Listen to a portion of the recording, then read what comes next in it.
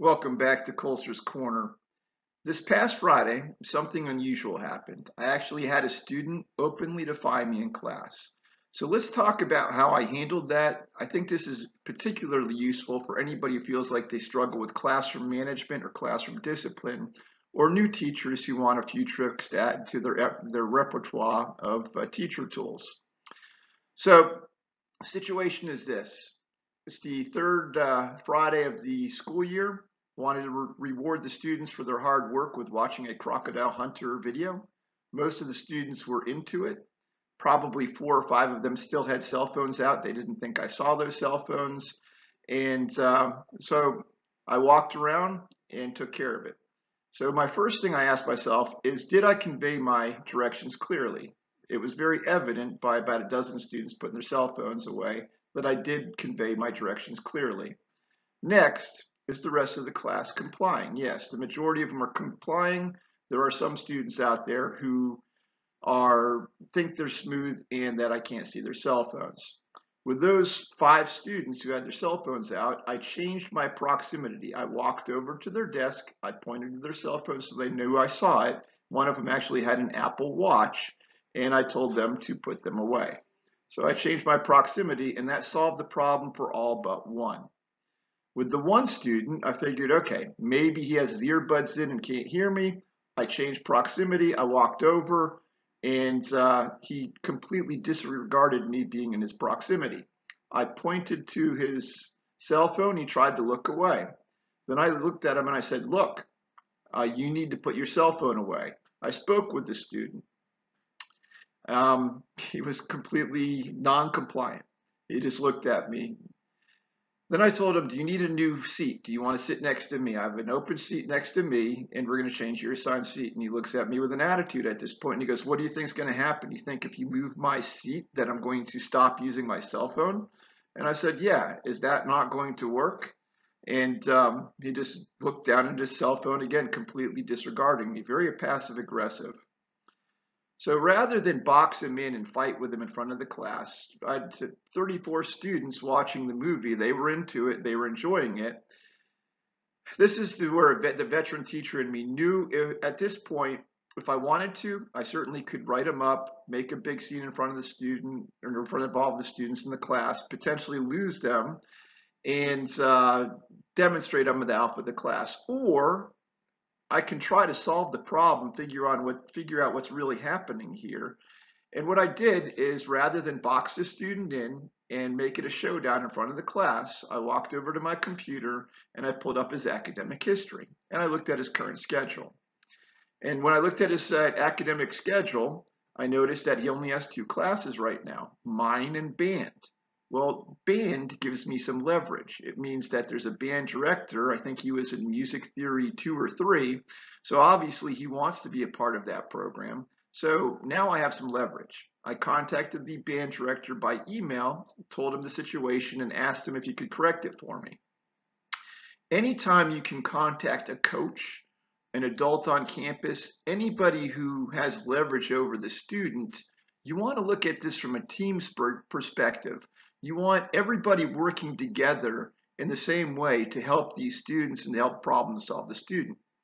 So now I've got one person. I've got the band director and myself. So a lot of people may be saying to themselves, how do I know if they're involved in football or basketball? It's only 3 weeks into the school year, and we're not into some of those seasons. I've not seen them wear the jerseys. If you've watched my other videos, remember on day 1, I asked students to fill out a note card, and on that note card, I asked them to write what activities and sports they're involved with. Now I have a quick reference guide I can look up to see who do I know who has influence over this student so that we can solve the problem.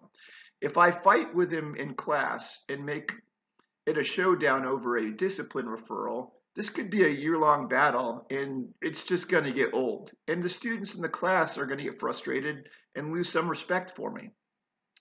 Or I can figure out what the real problem is, what's going on here, and dig a little deeper and problem solve so that we don't have the issue anymore. Another thing I did with this particular student is I looked up his previous teachers and I reached out to some of them asking them, have you had this student And what did you do to get along with them and to get them to comply with your classroom culture? I've not heard back. Again, it was Friday. Sent out those emails, and I'll read them when they come back. The next thing I did is I reached out to guidance. I sent out to his guidance counselor, I sent an email saying, hey, can you tell me or give me any information as to what might be going on with the student? She responded within 15 minutes and said, I don't know that student very well. I don't know why he's giving you attitude. Okay, so the next thing I did is I sent an email over to my to our dean. I didn't reach out to any assistant principals yet. I didn't feel the need to, but I did send an email to the dean saying, "Are you aware with this student? Have you met this student? Had to deal with them on any other discipline issues?" She sent me back an email saying, "I'm unfamiliar with that student. I've not had any discipline issues with him that I'm aware of." Okay, so no big red flags here. It's not a frequent flyer, as we refer to students who are constantly up in the office. Need to figure out what's going on here. So what I did is I called Dad. I looked up his information in our computer program, contacted Dad, called him, and when I spoke with him, I made it clear. I said, "Here's the deal. Your son is not complying with my request to put his cell phone away. I don't want to put him on a discipline referral. What I want is I want the parents on my side. I want to make it clear that I've got the band director, I've got other teachers, myself, and the parents. I want all of us working together to get this student to conform to society standards." And Dad was appreciative of that. He said, okay. He goes, he had the same issue with his English teacher 2 weeks ago. He would not put his cell phone away. He goes, put him on the phone. I said, he's not here anymore. I didn't want to box him in and embarrass him in front of the class. But if you could handle it over the weekend, I won't have to put him on discipline referral. I would rather you handle it than me have to do something formal here at the school. Dad was very appreciative of that and said he would handle it over the weekend.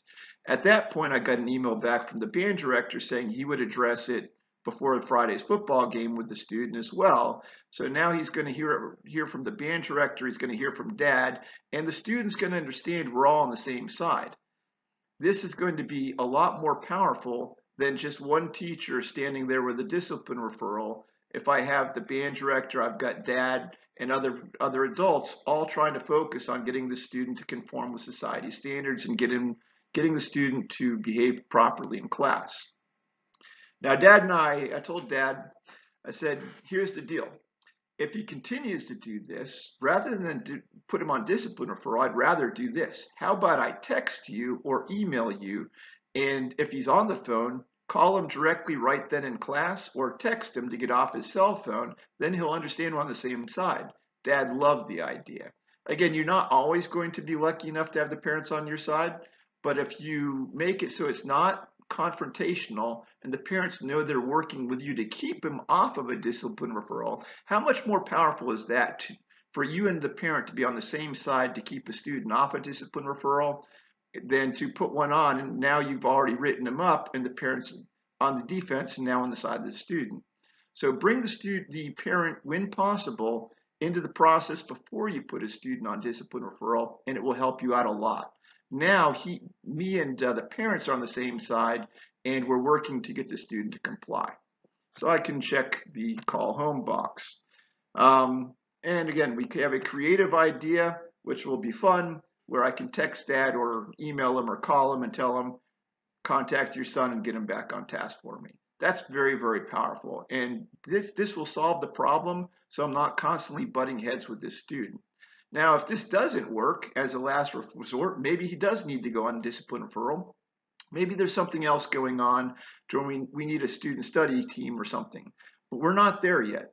So discipline is a problem-solving process. It shouldn't just be student does something, you get mad, you put them on referral. Dig deeper, figure out what's going on, and solve the problem now rather than putting a Band-Aid on it and having to fight that battle all year long. You'll find that so much more powerful and your life will be so much easier because you're going to be on the same side as the parents versus fighting with the parents.